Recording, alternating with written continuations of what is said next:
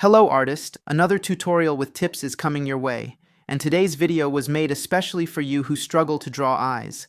So if that's your case, grab your materials because today we are going to draw a simple and easy realistic eye for beginners. If you want to learn realistic drawing and stop feeling like your drawings aren't improving, I recommend checking out the introduction class to my drawing course. There you'll unlock your skills once and for all using the construction routine technique, the best method for learning realistic drawing. Take a look at the link in the description or in the first pinned comment. To start, I'm going to draw a line here in the middle of the paper to make a drawing on one side and another on the other side.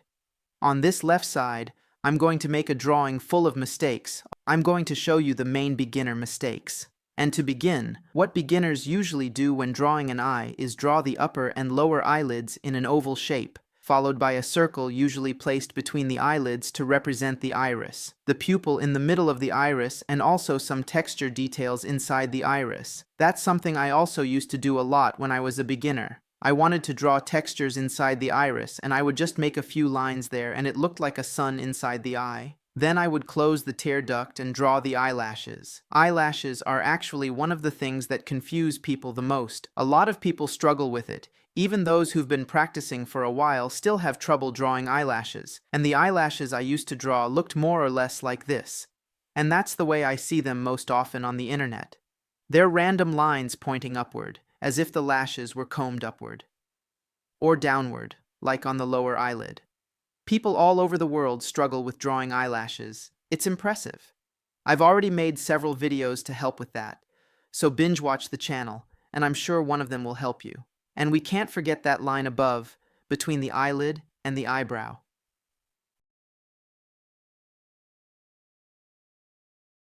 Speaking of eyebrows, let's also draw one above using only lines without any real structure or proper shading, which usually doesn't look good or realistic. Of course, I'm exaggerating a bit here, okay? This is more like someone starting from absolute zero, alright? But tell me in the comments, do you already draw better than this? To show you the correct example of how to draw an eye, I'm going to draw a vertical line and one crossing it horizontally, so we have a guide to start drawing the upper and lower eyelids. Notice I already left a slightly curved area for the tear duct, which is very important to make it look more realistic in the end. And notice how the corners of the eyes line up perfectly with the horizontal line. These measurements help guide us on where to start and end the lines, and so on. After that, I'll draw the circle of the iris. Try to make it nice and round so it looks good, and I'll also draw the pupil right over the horizontal line. For the eyebrows, what we'll do is draw a curved line on the right side and another similar one, but getting closer to the first as they go toward the right. After that, I'll grab a very dark pencil, like a 4B, and draw the pupil.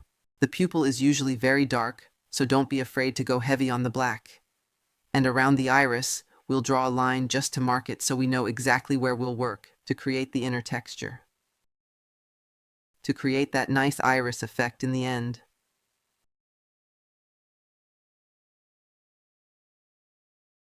Now what we're going to do is create several lines, starting from the line we just made, the iris circle, toward the pupil, just like you see in the video. This is a very simple technique that gives a nice effect in the end.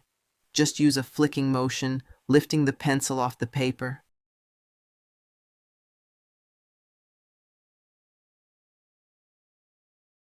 Now we're going to do the same thing but the opposite way, this time starting from the pupil.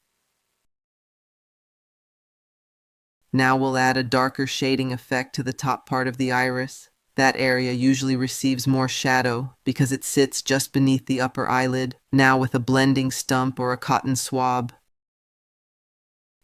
I'll use a cotton swab, which works like a blending tool. We'll blend all the darker area at the top of the iris and also the central part, this middle area at the bottom of the iris. And look how nice the effect already looks. It's looking much better now. I'll take an eraser and make some white dots right at the top of the iris between the pupil and the top part to create a reflection effect. And look how cool the iris is already looking, all of this with beginner-friendly technique. Now it's time to draw the line of the upper eyelid. It's important for this line to be well darkened because it's an area that receives a lot of shadow beneath the eyelid, not to mention that's where the eyelashes will come from. Now for the lower eyelid, we'll draw much softer, lighter lines, and the crease line of the upper eyelid, so we finished shading the iris. Now we're going to work on the skin shading. I'll use the same pencil, but ideally, you should use a medium tone pencil for the skin layer, with a medium value. And what you need to keep in mind is that you should first shade the darker areas, then move into the lighter areas. That's usually the way I like to work. We usually lay down layers with the pencil and then we blend them using a blending tool or a cotton swab. And that's what we're going to do now. But ideally, you should apply this layer with the pencil in a way that's already smooth and even. That way it'll be easier to blend with the cotton swab or blending tool. So don't just draw random lines to shade this layer. Make it nice and organized. After doing this initial layer on the upper eyelid, we'll do the same on the skin, between the eyebrow area and the upper eyelid. We're only going to shade the central areas, which are the lighter areas. So try to follow exactly what I'm doing here in the video. If you follow the same path I do, you'll get it right on your paper too. To blend, I'll use toilet paper. I usually like to use toilet paper to blend larger areas. But this is just an initial layer to help us see where we'll need to darken things later, okay? Now let's take care of the upper eyelid's eyelashes.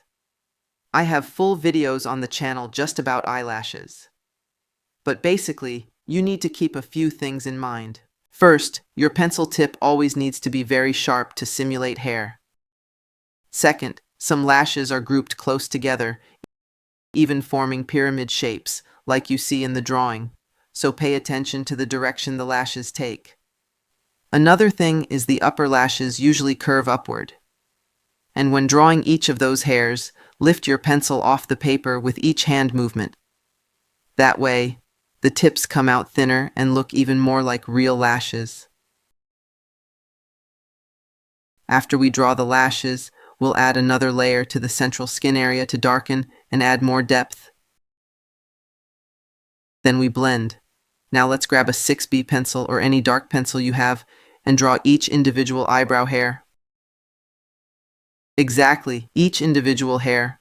The difference from the first example is that we just drew some random lines with no structure, not here. Here we'll actually draw each eyebrow hair. This way, it's much more likely to look realistic. Some tips are the same as for eyelashes, like keeping your pencil tip sharp to draw each hair. Now using a bit of toilet paper, I'll go back to the skin area and blend the whole thing. And for the lower lashes, we'll repeat what we did for the upper lashes. The difference is this time the lashes curve downward. Now I'll draw some darker hairs on the bottom part of the eyebrow. This gives the impression that the brow is fuller with more hairs. And once again, we'll go in for a third shading layer in the skin area between the eyebrow and the upper eyelid. We'll darken it again with the pencil, and then, as you already know, we'll blend. We're always looking for areas that need more shading and adjusting. The important thing is not to leave it for later and forget. We're always making adjustments as we see where we can improve. Now let's move on to the lower eyelid. In the reference image I'm looking at, this lower eyelid is much lighter. So for that reason, I used a B pencil to shade the lower areas.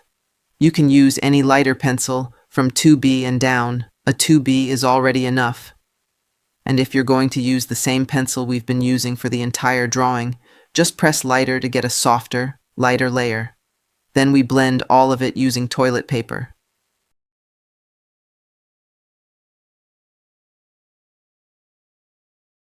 Now with a very light pencil, I'm using a B pencil, we'll create layers inside the eyeball. We never leave the eyeball without any shading, because even though it's white, there's always some shading in it. some kind of darkening, even if it's a very light gray. So we lightly shade it with a very soft pencil. I'll blend with a cotton swab. You can blend with a cotton swab or a blending tool, and you can already see how different the second drawing is from the first. And the only difference between the first and second was a bit more planning, placing layers in the right spots, drawing the hairs correctly, and adding nice texture for iris effect. And our drawing turned out great. This is a very basic drawing. I'll bring you guys a more detailed drawing later and try to explain it as simply as possible. So for that reason, it's a good idea to be subscribed to the channel.